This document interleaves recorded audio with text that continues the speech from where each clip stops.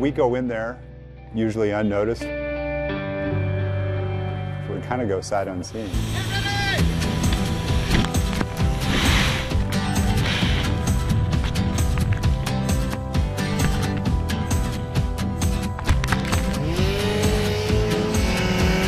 So most of the fires that we go to are the fires that you'll never hear about.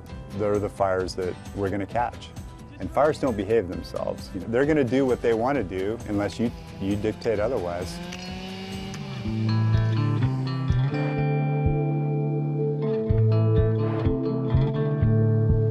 This is my 22nd year as a smoke jumper. I've gone from being a rookie to the base manager, which is the top of this particular organization.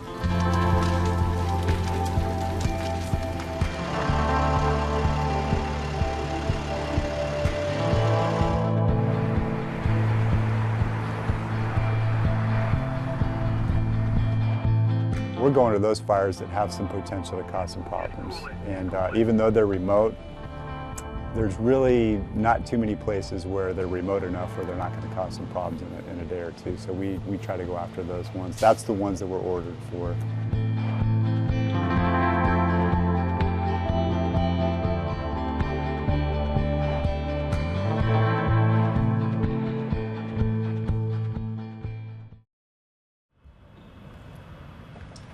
All right, roll call.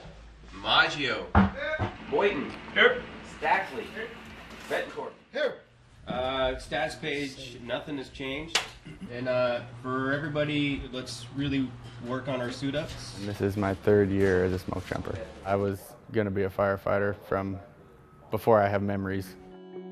My dad jumped for 35 years, I believe, so pretty much every memory I have of my father is him as a smoke jumper. And so growing up, I got to see him do it, and I just remember going, that's what I want to do. And they all joked, that I was brainwashed from a young age because I didn't stand a chance. This is what I was doing right here. I'm on a diet constantly, probably for the rest of my life, pretty much, just so I can do this job. I weigh naturally much more than 200 pounds. The aircraft can only carry a certain amount of weight, but mostly I think it's for the parachutes. Yeah, I work out year-round and diet year-round so I can do this. I describe it to people that it's really physical at times, and then it's night and day difference. It goes to where there's not very much to do.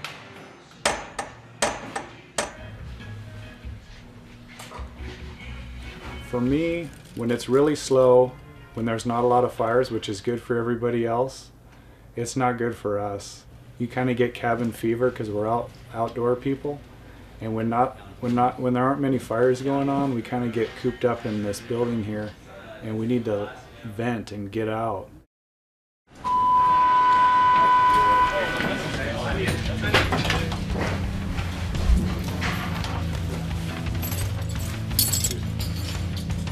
They're seated. Directly.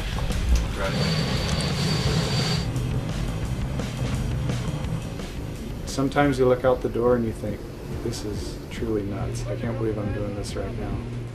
And then you're the next one up, the spotter calls you into the door, and there's no backing out. Then your heart starts to beat pretty fast, and a lot of times you have a chance to take a deep breath, which is really helpful, and kind of just focus on the horizon, and you're waiting for the slap on the back. You're all over the place, the wind's blowing you around, and you're just trying to stay in a tight position. And then it goes from chaos to like serenity and silence and very peaceful really fast.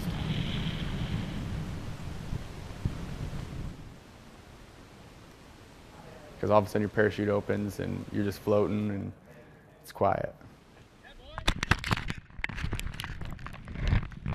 You hit the ground, take off all your gear, and then we carry, it's called our PG bag. We carry it right here on us and on our front.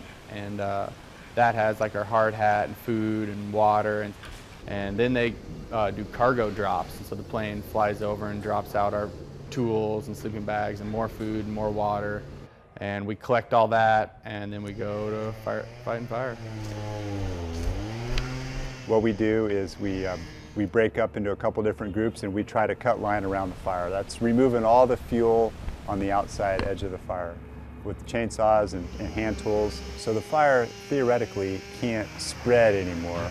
Then you can start mopping it up. The way we mop up with no water is basically you just have to stir it up with dirt and cool it. Then everybody gets down on their hands and knees and they hand feel the entire fire with bare hands. And you feel for any heat. I'm scared a lot of the time in this job, and pain, and like I think there's some word that means finding pleasure in pain, and I'm pretty sure we all have that characteristic.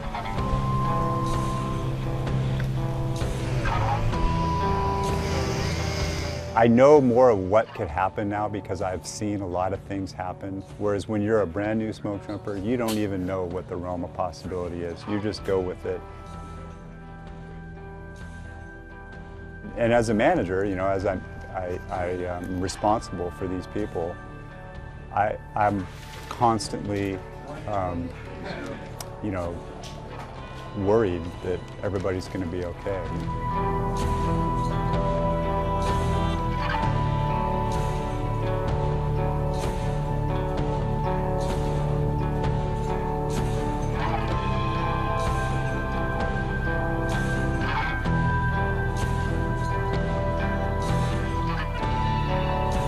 You just kind of absorb it, I guess, as a family, and you carry it with you as you move forward. And Luke's just kind of part of who we are now. It's part of our history.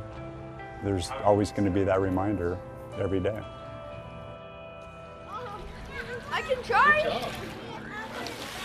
When we get a fire call, my wife always wants to know whether I'm coming home or not.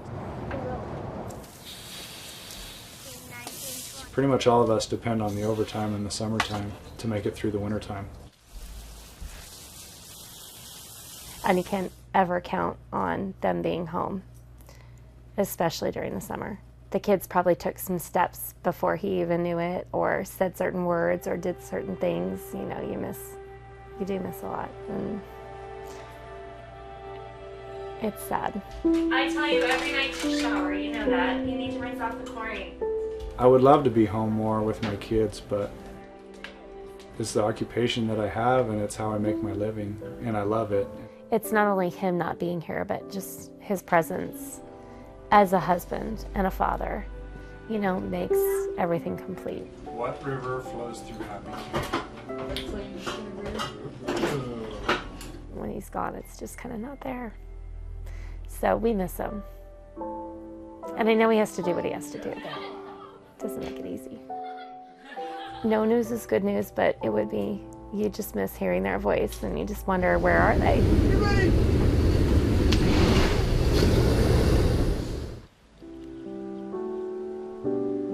This job has taught me humility.